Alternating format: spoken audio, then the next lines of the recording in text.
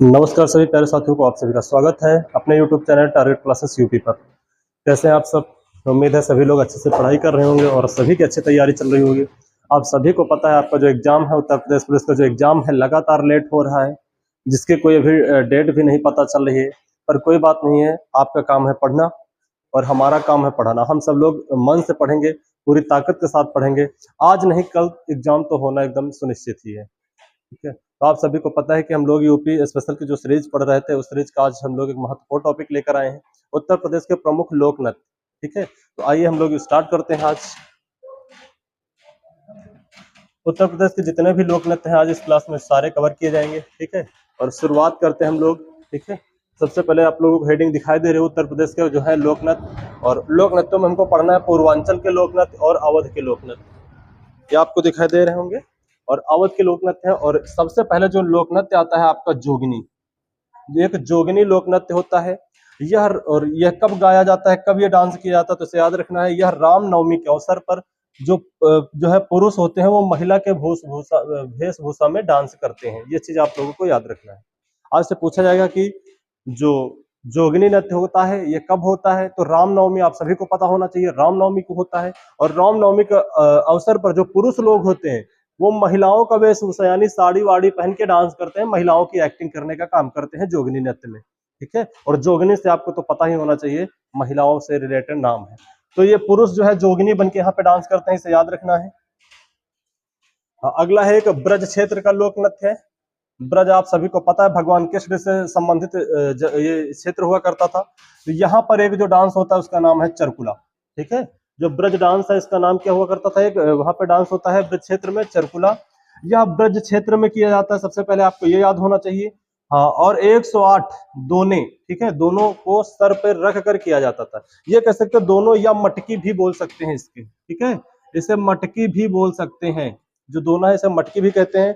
यहाँ पर 108 महिलाएं होती हैं, ये सारे लोग अपना सर पे जो है वो मटकी उटकी रख के, और इसके ऊपर, ठीक है, इसे घड़ा नृत्य भी कहते हैं, ये भी याद रखना। दोना नृत्य या घड़ा नृत्य भी कहते हैं। घड़ा होता है जिससे बताते हैं कि जो ब्रज की महिलाएं होती थी वो यमुना नदी में पानी वानी भरने का काम करती थी, और भगवान श्री कृष्ण उनसे शरारत करके जो घड़ा होते थे उनको जो है फोड़ दिया करते थे, कंकड़ वंकड़ मार के। तो वही यहाँ पर दर्शाया जाता है इस नृत्य में। तो दोना नृत्य कह दिया जाए या घड़ा नृत्य कह दिया जाए, बात वही है। और इस घड़े के ऊपर जो है दिए के तेल से जलाया जाता था। ठीक है, यहाँ पर ऊपर एक दीपक रखा जाता था जो तेल से जलाया जाता था, और यह दिए जो है ऊपर रखे जाते थे, इसे चरकुला नृत्य कहते हैं। ये आपको पता होना चाहिए। तो बड़ा नृत्य है चरकुला। चरकुला में सबसे पहले तो आपको ये पता होना चाहिए ब्रज क्षेत्र का है। इसमें 108 महिलाएं अपने सर पर जो है घड़ा या मटके रख के, और उसके ऊपर एक दीपक जलाती हैं, उसके बाद ये लोग डांस करती हैं। और इसकी जो शर्त होती है वो दीपक बुझना नहीं चाहिए, और सर से जो मटकी होती है या घड़ा होता है वो गिरना नहीं चाहिए। एक तो ये आपको पता होना चाहिए कि चरकुला नृत्य कहाँ का है, तो ब्रज क्षेत्र का है, और कैसे होता है ये आपको मैंने बता दिया है। आगे अगला एक दिया गया है झूला नृत्य। ठीक है, झूला नृत्य बहुत ही अच्छा जो ये भी डांस होता है, ब्रज क्षेत्र का होता है, जो श्रवण मास यानी सावन के महीने में किया जाता है। और कल आपका सावन का पहला सोमवार था, भगवान शंकर के लोग दर्शन करने भी गए होंगे, भोले बाबा के। तो याद रखना ब्रज क्षेत्र में श्रवण मास में किया जाता है, सावन महीने में। और यह मंदिरों में किया जाने वाला एक नृत्य है। सबसे पहले तो आपको याद होना चाहिए कि यह मंदिरों में किया जाने वाला एक नृत्य है, ये चीजें। और एक फिर अगला आपका नृत्य आ जाता है मयूर नृत्य। यह ब्रज क्षेत्र का लोक नृत्य है। ठीक है, ये भी जो है ब्रज क्षेत्र का लोक नृत्य है। और इस नृत्य में मोर के पंखों से बने विशेष वस्त्र पहनकर नृत्य किया जाता है। आप सभी को पता है कि भगवान श्री कृष्ण का जो मुकुट हुआ करता था उसमें मोर पंख लगा हुआ करता था। तो ये जो है, ये जो जितने भी डांस हैं ये ब्रज क्षेत्र के, मोर नृत्य वगैरह, तो यहाँ पर जो है भगवान श्री कृष्ण की बचपन की लीलाओं को दिखाने का काम किया जाता है। तो इसे याद रखना है। मयूर नृत्य ब्रज क्षेत्र का है, और मोर पंख को लगाकर विशेष कपड़े, मोर पंख के लगे विशेष कपड़ों को पहनकर किया जाता है। आइए आगे देखते हैं, एक नृत्य होता है रास नृत्य। ठीक है, रास नृत्य ये काफी पूछा जाता है कि ये भी जो है रास नृत्य, आप सभी को पता है रास लीला जो है ये श्री कृष्ण से ही संबंधित है। रास लीला के विषय में आप सभी लोग जानते हैं। तो जो रास नृत्य है यह भी ब्रज क्षेत्र में किया जाता है, और इसमें जो नर्तक होता है, डांसर होता है, वो राधा कृष्ण या गोपी गोपिका बनकर डांस करते हैं। ये पॉइंट बहुत महत्वपूर्ण है, इसे याद रखना। जो रास नृत्य में जो डांसर होता है वो राधा कृष्ण बनते हैं, या फिर गोपी गोपिका बनकर डांस किया करते हैं। ठीक है। तो आपसे पूछा जाएगा कि किस नृत्य में राधा कृष्ण या गोपी गोपिका बनकर डांस किया जाता है, तो वो रास नृत्य है। और रास नृत्य किस एरिया का है? ब्रज क्षेत्र का है, भगवान श्री कृष्ण की जन्मभूमि का है। आगे आइए देखते हैं दोआब क्षेत्र का लोक नृत्य। ठीक है, दोआब क्षेत्र का जो नृत्य होता है, दोआब आप सभी को पता है, गंगा और यमुना जो दो नदियों के बीच का जो क्षेत्र होता है उसे दोआब बोलते हैं। और दोआब क्षेत्र का एक लोक नृत्य है जिसे बोलते हैं ढेड़िया। ठीक है, ढेड़िया नृत्य यह भगवान राम के लंका विजय की याद में किया जाता है। सबसे पहले तो आपको याद रखना है ढेड़िया नृत्य किया कब जाता है? भगवान राम के लंका विजय के बाद, यानी जब भगवान राम जो थे ये लंका को जीत लिए थे, जीत कर भारत वापस आए थे, अयोध्या वापस आए थे, तब इस डांस का विकास हुआ था। उसी खुशी में लोगों ने डांस करना शुरू किया था। और इस जो ये नृत्य है ये छिद्रायुक्त घड़े सर पर रखकर किए जाते हैं। छिद्रायुक्त समझ रहे हैं? जिस घड़े में छिद्र होते हैं, ठीक है, और उन घड़ों को सर पे रख के किया जाता है और इन घड़ों में दीपक जलाए जाते हैं। आप सभी को पता है कि भगवान राम की ही याद में जिस दिन भगवान राम लंका को जीतकर माता सीता और लक्ष्मण के साथ वापस अयोध्या आए थे, उसी समय पूरे अयोध्या में घी के दीपक जलाए गए थे। और तभी से हम लोग दीपावली का त्योहार मनाते हैं। हम सबके यहाँ दीपक जलाए जाते हैं इसी दिन। ठीक है, और यहाँ पर भी यही कहा गया जो ढोड़िया नृत्य भगवान राम के लंका विजय में जो है मनाया जाता है। और यहाँ पे जो डांस होता है इसमें एक छिद्र युक्त घड़े होते हैं और जो छिद्र होते हैं इन छिद्रों में के घड़ों में क्या होता है? दीपक जलाया जाता है। दीपक बहुत सारे निकले होते हैं और लोग ये घड़ा वड़ा लेके अपना डांस करते हैं। ये चीजें आप लोग याद रखेंगे। अगला एक है छोलिया नृत्य। ठीक है, ये छोलिया वगैरह ये बहुत ज्यादा पूछे जाते हैं। लोक नृत्यों में यहीं से सारे क्वेश्चन पूछे जाते हैं और आप सब गलत करके आते हैं, तो इन्हें अच्छे से पढ़िए। छोलिया नृत्य जो है यह राजपूत समुदाय के द्वारा मनाया जाता है। सबसे पहले तो ये आपको याद रखना चाहिए कि छोलिया नृत्य किसके द्वारा मनाया जाता है? राजपूत समुदाय के द्वारा मनाया जाता है। यूपी में राजपूत समुदाय के द्वारा किए जाने वाला एक नृत्य है और इस नृत्य में शौर्य प्रदर्शन करते हुए तलवारबाजी के साथ नृत्य होता है। आप सभी को पता है जो राजपूत है, राजपूत हमेशा से तलवार, तीर, भाला, ये सारी चीज, कटार, ये सब चलाने में बहुत माहिर थे। तो वो अपनी वीरता को, अपने पूर्वजों की वीरता को दिखाने का प्रयास करते हैं इस डांस में। इसीलिए कहा गया है कि यह शौर्य प्रदर्शन यानी वीरता का प्रदर्शन करते हैं यहाँ पे। और वीरता का प्रदर्शन करते हुए तलवारबाजी के साथ यहाँ पर नृत्य होता है। ठीक है, डांस करते समय हाथ में तलवार। अभी आपने देखा होगा मध्य प्रदेश के जो मुख्यमंत्री हैं मोहनलाल यादव जी, उन्होंने भी तलवारबाजी करते हुए उनका भी एक वीडियो वायरल हुआ था। उसी टाइप का ये नृत्य होता है छोलिया नृत्य। ठीक है, इसे याद रखना है। अगला आपका है कर्माशिला नृत्य। ठीक है, कर्माशिला नृत्य यह मिर्जापुर सोनभद्र क्षेत्र में होता है। सबसे पहले तो आपको एरिया जरूर पता होना चाहिए कि ये किस क्षेत्र का है। ठीक है, तो आपको पता होना चाहिए कर्माशिला जो नृत्य है यह मिर्जापुर सोनभद्र का है और खाखर जो है खखार जनजाति के द्वारा ये किया जाता है। और यह उत्तर प्रदेश के विभिन्न त्योहार के समय किए जाने वाला लोक नृत्य है। यानी कि यहाँ पर यह बताया गया है कि जो कर्माशिला नृत्य है ये त्योहारों के उपलक्ष्य में ज्यादा किया जाता है। और कौन से एरिया में किया जाता है? तो सोनभद्र एरिया में होता है। ये चीज आप लोग याद रखना है। अगला आपका लोक नृत्य है एक चौलर नृत्य। ठीक है, यह भी मिर्जापुर और सोनभद्र क्षेत्र में होता है और अच्छी वर्षा तथा अच्छी फसल के उत्पादन की कामना करते हुए इस नृत्य का आयोजन किया जाता है। यानी इस नृत्य से एक उम्मीद होती है कि अच्छी वर्षा होगी और अच्छी वर्षा होगी तो अच्छी फसल का उत्पादन होगा। इस कामना के साथ इस डांस को किया जाता है। इसको ऐसा माना जाता है कि इस डांस को करने से भगवान वगैरह बहुत खुश होंगे, अच्छी बारिश होगी और अच्छी बारिश होगी तो अच्छी फसल भी उत्पादन होगी। ये मान्यताएं हैं यहाँ से। आपको पता है कि हमारा जो भारत है ये देवी देवताओं का देश है, तो संदेह नहीं करना है। ठीक है, संदेह नहीं करना है कि ऐसा हो सकता है। तो आपको बस ये याद रखना है किस क्षेत्र का है और किस लिए मनाया जाता है। अगला है ढक्करी नृत्य। ठीक है, ढक्करी नृत्य एक है मिर्जापुर सोनभद्र में किया जाता है और यह पाई जाने वाली विभिन्न जनजातियों के द्वारा किया जाता है। यहाँ पर कुछ जनजातियां रहती हैं, उन्हीं के द्वारा किया जाता है। ठीक है, और आगे दिया गया यह भी जनजातियों के द्वारा ही किया जाता है, ढडिया। ठीक है, ये ढरकरी नृत्य है और ये ढडिया नृत्य है, ये भी जनजातियों के द्वारा किया जाता है। इसी क्षेत्र का, ये दोनों मिलते जुलते हैं, तो इनको याद रखना है। ये सोनभद्र और मिर्जापुर के एरिया में ढरकरी और ढडिया नृत्य ये दोनों किए जाते हैं मिर्जापुर में। ये चीज आपको पता होना चाहिए। ऐसे सीधा पूछेगा कि ये किस क्षेत्र के लोक नृत्य है। अगला है पाई डंडा। ये काफी महत्वपूर्ण है पाई डंडा। ठीक है, यह एक जो है समृद्ध संस्कृति दिखाई देती है। इसको आप लोग याद रखेंगे, समृद्ध संस्कृति दिखाई देती है। यह बुंदेलखंड में अहीर समाज के द्वारा किया जाता है। काफी महत्वपूर्ण है। यह बुंदेलखंड के अहीर समाज के द्वारा किया जाता है, यादवों के द्वारा किया जाता है। यह गुजरात के डांडिया के समान है। आप सभी को पता है गुजरात में जो डांडिया होता है उसमें लोग डंडे लेकर डांस करते हैं और एक दूसरे के ऊपर डंडा प्रहार करते हैं और ऐसे ऐसे लड़ाया करते हैं डंडा। वैसे ही जो वहां पे डांडिया नृत्य होता है उसी के समान यह भी होता है। इसका भी नाम है पाई डंडा लोक नृत्य। और इसमें आपको जो सबसे पहले याद रखना है, ये किस एरिया का है, तो यह बुंदेलखंड एरिया में है। और किस समुदाय के द्वारा मनाया जाता है, तो आहिर समाज के द्वारा, यादवों के द्वारा ये पाई डंडा जो है डांस मनाया जाता है, जो ये अपनी वीरता को यहाँ पर दर्शाने का काम करते हैं लोग। अगला है राई नृत्य। ठीक है, अगला है राई नृत्य। यह बुंदेलखंड में हर्षोल्लास के साथ मनाया जाता है। और यह नृत्य गुजरात के गरबा, अभी हमने आपको क्या बताया है, पाई डंडा गुजरात के डांडिया नृत्य के समान होता है। और यहाँ पर है राई नृत्य, यह जो है गुजरात के गरबा नृत्य के समान है। ये दोनों आप याद रखेंगे, आपसे पूछा जाएगा कि राई नृत्य बताओ भारत के किस लोक नृत्य के समान है, तो गरबा। पाई डंडा तो डांडिया गुजरात वाला इसके समान है। ये चीजें आप लोग एकदम कन्फर्म याद रखिएगा, कभी कभी पूछता है। ठीक है, एक दूसरे से कंपेयर करता है, तो ये सारी चीजें आपको पता होना चाहिए। आगे है मोरपंख या दीवारी नृत्य।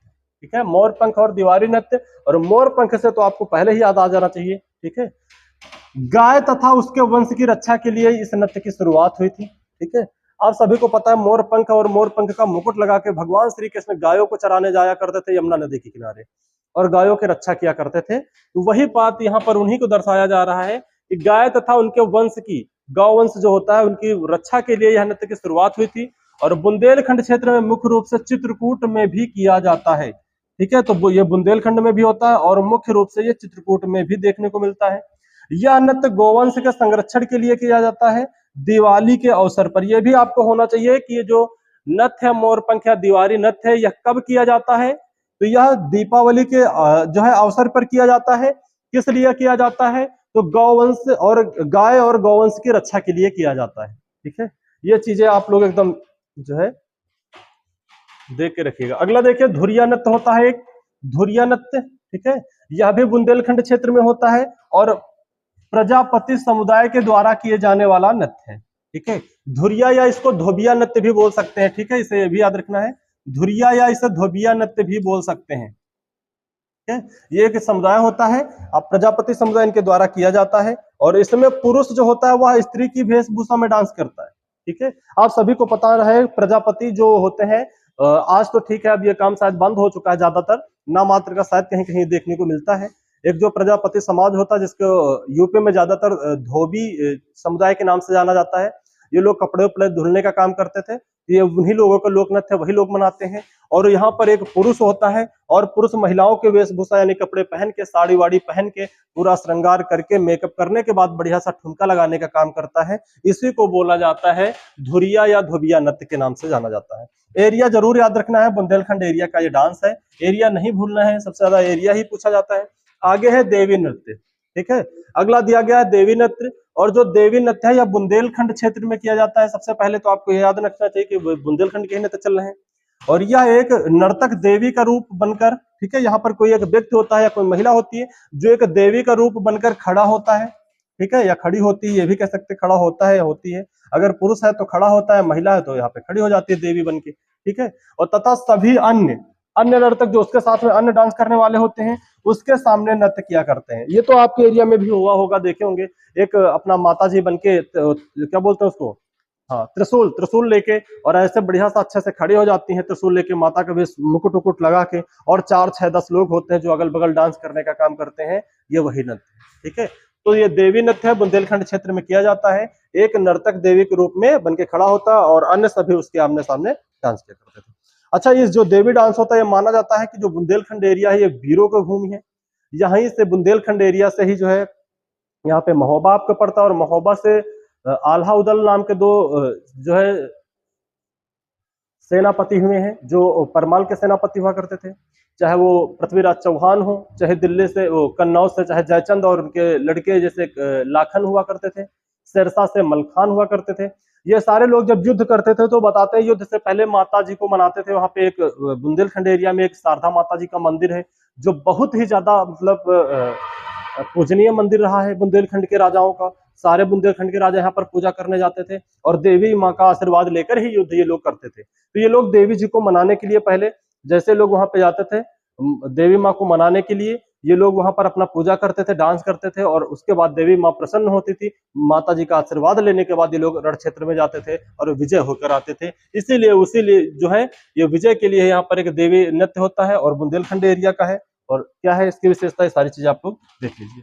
आगे आइए देखिए, एक होता है घोड़ा नृत्य, ठीक है, यह बुंदेलखंड क्षेत्र का एक लोक नृत्य है। घोड़ा नृत्य जो है बुंदेलखंड में होता है। यह नृत्य मांगलिक अवसरों पर किया जाता है, जैसे शादी, विवाह, जन्म उत्सव आदि, ठीक है। तो ये जो है बुंदेलखंड ही नहीं, बुंदेलखंड में जितना आपका आ जाता है महोबा, ललितपुर, झांसी, और जितना इधर कानपुर वाला उधर जितना एरिया है, जालौन वगैरह, ये सब यहाँ पे डांस होता है। यही नहीं, कानपुर, इधर कानपुर के साइड में कानपुर, उन्नाव, रायबरेली, अमेठी और अयोध्या, लखनऊ, ये सारे एरियो में ये डांस देखने को आपको मिलता है घोड़ा नृत्य। लेकिन जो ज्यादा प्रचलित है वो बुंदेलखंड क्षेत्र में प्रचलित है।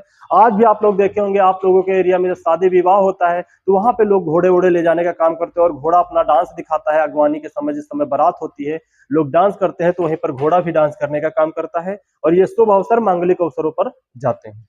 ये तो आपके एरिया में भी होता होगा, आप लोगों ने देखा होगा। अगला है कनरा नृत्य, या बुंदेलखंड का एक लोक नृत्य है। यह धोबी समुदाय के द्वारा किया जाता है और यह शादी विवाह के मौके पर किया जाता है। अभी आपने एक और पढ़ा था धोबिया नृत्य, ठीक है, तो वो अलग है, वो ऐसे भी किया जाता है। लेकिन ये जो है कनरा, ये प्रजापति समाज या धोबी समुदाय के द्वारा, यह जो है शादी विवाह के मौके पर किया जाता है। इसे जरूर याद रखना है, कनरा नृत्य। ये पूछा जाएगा कि किस समुदाय का है, तो धोबी समुदाय का है। अगला है बरेड़ी। बरेड़ी नृत्य आपका एक है, यह बुंदेलखंड क्षेत्र का एक लोकप्रिय नृत्य है और यह अहीर समुदाय के द्वारा ये भी किया जाता है। अभी आपने एक और पढ़ा था पाई डंडा लोक नृत्य, ठीक है, बुंदेलखंड में आपने भी एक और पढ़ा था पाई डंडा लोक नृत्य। यह भी बुंदेलखंड के जो है अहीर समाज के द्वारा, यादव समाज के द्वारा किया जाता है। और वहीं पर एक नृत्य होता है बुंदेलखंड में ही, बरेड़ी नृत्य। यह भी बुंदेलखंड का लोक नृत्य है और यहाँ पर यह भी जो है अहीरों के द्वारा ही किया जाता है, अहीर समुदाय के द्वारा ही किया जाता है। यहाँ पर रंग बिरंगे कपड़े पहनते हैं। वहां पे हमने बताया था जो पाई डंडा लोक नृत्य होता है वहां पे डंडा लेते हैं, और जो गुजरात का वो डांडिया नृत्य है उसके समान ये होता है। लेकिन ये जो है बरेड़ी नृत्य, यहाँ पर रंग बिरंगे कपड़े पहनकर और लठ मार होली की तरह किया जाने वाला एक लोक नृत्य है। एक दूसरे के ऊपर लठ बरसाने का काम करते हैं और अपने शौर्य और बहादुरी को जो है यहाँ पर दर्शाने का काम करते हैं।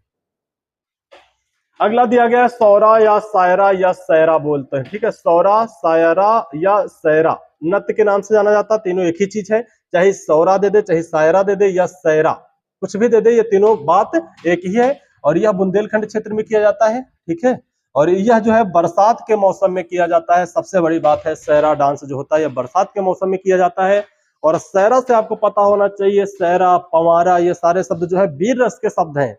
तो वीर रस की जब बात आएगी तो बुंदेलखंड का नाम हमेशा आता है।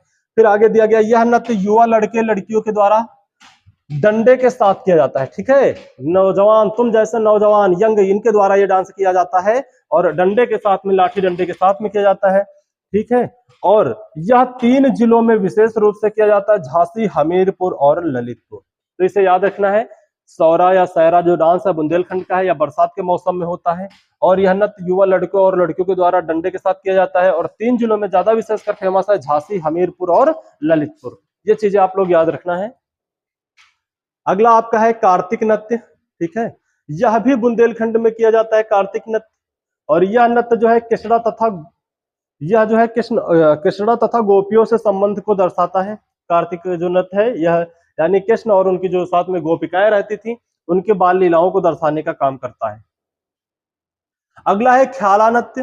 ख्याला नृत्य जो होता है आपका, ख्याल नृत्य जो होता है बुंदेलखंड में किया जाता है, पुत्र के जन्म दिवस पर किया जाता है। ये चीज आपको होना चाहिए, जब पुत्र का जन्मोत्सव होता है, जन्म दिवस होता है, तो ये डांस यहाँ पर होता है, ठीक है। बर्थडे पे, ये बोल सकते हैं कि बर्थडे पे डांस किया जाता है, ख्याल डांस। और इस नृत्य में जो है बांसों के, ठीक है, बांसों कर लेना, यहाँ पर बांसों के छोटे छोटे मंदिर बनते हैं जिसे सर पर रख कर डांस किया जाता है, ठीक है। ये इसलिए बनाया जाता, बताया जाता, भगवान श्री कृष्ण का जो जन्म हुआ था वो जेल में हुआ था और इनके पिताजी अपना यमुना नदी कूद के और नंद बाबा के यहाँ ढीलने गए थे, तो एक टोकरी में लेकर गए थे और वो टोकरी जो थी वो बांस की बनी हुई थी। इसीलिए यहाँ पर जब बच्चे का बर्थडे होता है तो इस नृत्य को बांसों के छोटे छोटे मंदिर बना के सिर पर रख के किया जाता है, ठीक है। भगवान जो है श्री कृष्ण से कंपेयर किया जाता है, ठीक है। तो ये सारे आपके डांस थे बुंदेलखंड क्षेत्र के, ठीक है। अभी आपके कुछ डांस बचे हुए हैं, उनको हम लोग नेक्स्ट क्लास में कर लेंगे, ठीक है। तो आज के लिए इतना ही, ये सारा आपको आज कंप्लीट करना है, सारे नोट्स अच्छे से बना के रखना है और इनको एक बार जरूर पलट के देखना है पेपर देने से पहले, क्योंकि जब भी आपका पेपर आएगा तो 3 से 4 डांस जरूर पूछे जाते हैं, ठीक है। 2 से 3 तो पूछे ही जाएंगे सिर्फ डांस से, तो ये डांस आपको पता होना चाहिए। डांस से पूछेगा क्या, सबसे पहले तो ये पूछेगा ये डांस किस महीने में होता है, या किस एरिया में होता है, ठीक है, या किससे संबंधित है, किस समुदाय से संबंधित है, या किस भगवान से संबंधित है, देवी से संबंधित है। ये सारी चीजें आप लोग याद रखना है। तो ये सारी चीजें जितना भी हो सकता है हमने पूरा डिटेल में पढ़ाने का बताने का काम किया है, ठीक है। तो इसे और याद करना पढ़ना ये आपका काम है, ठीक है। तो आज के लिए इतना ही। जय हिंद, जय भारत।